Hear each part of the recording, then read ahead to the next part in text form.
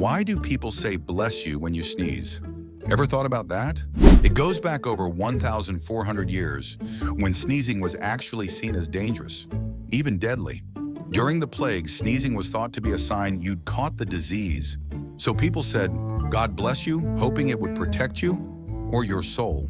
Some even believed your soul left your body for a split second when you sneezed. And bless you was meant to stop evil spirits from sneaking in. So next time someone says bless you, remember, they're protecting your soul, not your sinuses. Subscribe for more weird answers to questions you never asked.